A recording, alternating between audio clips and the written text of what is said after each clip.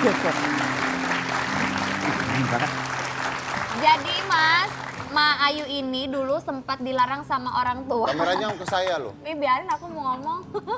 Ya udah kameranya ke dia aja. Laki-laki tuh. Besok baru ke sini. Iya. Iya besok sini. Gitu Eyang, jadi Ma Ayu ini Eyang dulu sempat dilarang sama orang tuanya untuk usaha urut. Tapi Ma Ayu tetap kekeh. Kenapa? Berani melawan orang tua, durhaka kau. Ya, enggak sekarang. Kenapa Ma? Ya menolong orang kan mau Iya ya. bagus. Oh gitu. Kalau begitu kalau sih ada duit, ya berobat kalau nggak ada duit.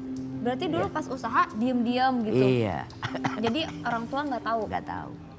Terus tiba-tiba bisa menghasilkan uang gitu. Ya. Orang tuanya dikasih tahu nggak? Ya orang tua saya udah nggak ada semua. Waktu itu Ma. Ya, ya. Waktu itu Ma. Waktu Ke Jakarta udah nggak ada. waktu emaknya masih anak-anak, orang tuanya Ya nggak boleh ngurut. nggak boleh. Tapi emaknya tetap kekeh. Dapat ke Kenapa? orang kalau nolong orang penyakit, ini sakit Tapi ke emak dokter ini nggak ada memang duit. hobi ya, lihat tangannya tuh dari tadi ngurut loh. Ya. Udah Saya mah gitu enak tahu banget. nggak? Kita kan dingin ya tangan. Ini panas. Jadi dia makannya api. Enggak Yang. Ini menarik karena saya tadi ambil sedikit kata-katanya Cika dan Ma Ayu bahwa dilarang sama orang tuanya ngurut, tapi dia tetap ngurut melawan perintah orang tuanya.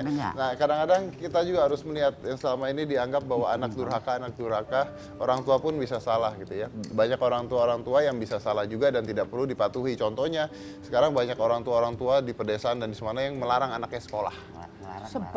Sebabnya karena udah cari duit aja, ngamen dan sebagainya. Tapi anaknya mau sekolah. Nah, petua-petua orang tua pun harus dicerna secara akal dan logika. Karena manusia itu punya akal dan logika. Kita harus hormat pada orang tua.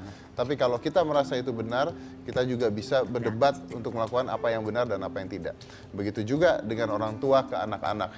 Jangan sampai orang tua itu merusak generasi anak-anak dengan melupakan bahwa anak-anak kita ini adalah masa depan kita. Itu yang tadi Eyang mau sampaikan, betul Eyang ya? Dan untuk lagu ini, Iya. apa yang mau disampaikan tadi Eyang? Ya saya punya keinginan lagu ini itu bisa saya tebarkan ke Sabang sampai Merauke, sekolah SD anak-anak dari Sabang sampai Merauke. Dan setelah saya lihat di Google katanya SD yang ada di Indonesia itu 150.000. Nah kalau satu sekolah dikasih satu, berarti 150.000 keping ini harus ada yang membayar. Nah di sini karena aku tidak mau minta tolong sama pemerintah udah pusing mikirin yang serjugoblok kocok-kopert banyak sekali urusannya. Jadi aku kepengen seperti anda artis kayak apa ataupun anda yang di Siapapun luar ya. yang mempunyai kelebihan uang, aku mau bikin seperti charity. Nah, Anda mau beli berapa?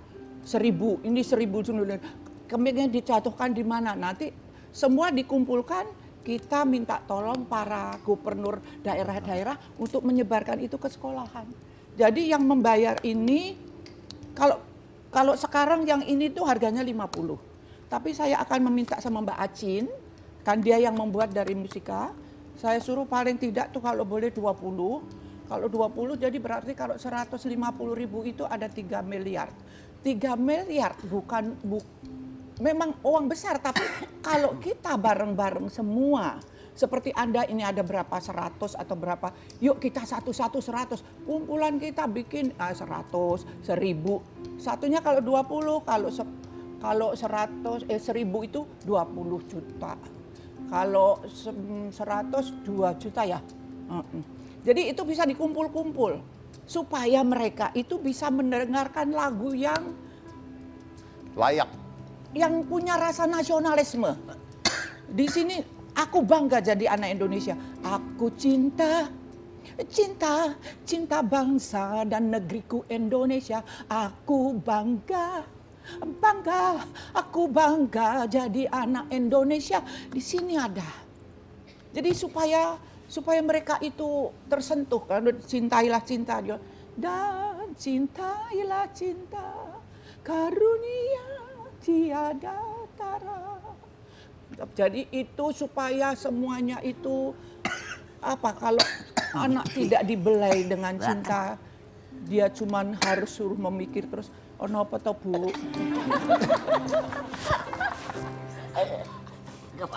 Wato. Ya sebentar lagi tak pijitin ya. Jadi siapapun Anda kalau ingin berbuat sesuatu, taruh deh bahwa kita ini telah diberi sesuatu dari Indonesia, bisa cantik-cantik seperti Anda, cakep-cakep seperti Anda, sekolah. Nah, kelebihan sedikit-sedikit jadikan satu dengan teman-teman.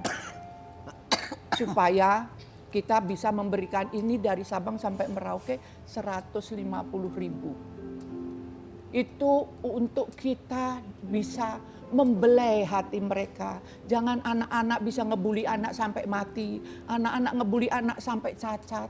Ya, jadi maka dari itu, yuk kita sama-sama siapapun Anda, mudah-mudahan nanti kita akan adakan satu pertemuan untuk bisa saling membeli ini untuk dibagikan sekolah dari Sabang sampai Merauke. Terima kasih atas. Oke, baik. Terima kasih banget Eyang Putu Puspa. Mudah-mudahan pesannya sampai dan mudah-mudahan bisa tercapai juga cita-citanya membangun bangsa kita lebih baik lagi. Membangun bangsa pasti dimulai dengan hal-hal kecil. Dimulai dengan anak-anak kecil kita. Itulah yang akan menjadi penerus bangsa kita. Dan malam ini kita melihat bahwa mereka, para senior-senior ini, ada yang udah 100 tahun, ada yang 80 tahun. Tapi lihat, kalau Anda melihat mereka, semangat mereka mungkin melebihi kalian-kalian yang muda. Kita ini masuk ke dalam generasi milenia. Generasi milenia ini adalah generasi yang sibuk dengan gadget, sibuk dengan hal-hal yang tidak penting, sibuk dengan membuli orang lain, sibuk dengan menjahati, sibuk dengan sosmed yang tidak penting dan sebagainya. Itu adalah generasi milenia. Dan generasi itu yang membuat orang-orang semakin lama semakin terkorup pikirannya dan semakin malas hidupnya. Anda lihat mereka, Anda lihat para senior ini masih begitu menggebu-gebu, masih begitu punya hati, masih begitu punya goals dan punya mimpi. Karena saya yakin usia itu berpengaruh pada tubuh, tapi tidak berpengaruh pada hati, tidak berpengaruh pada semangat, tidak berpengaruh pada pikiran. Because aging affects the body, but not the soul. Saya dari Komisi Cika Jessica, inilah Hitam Putih.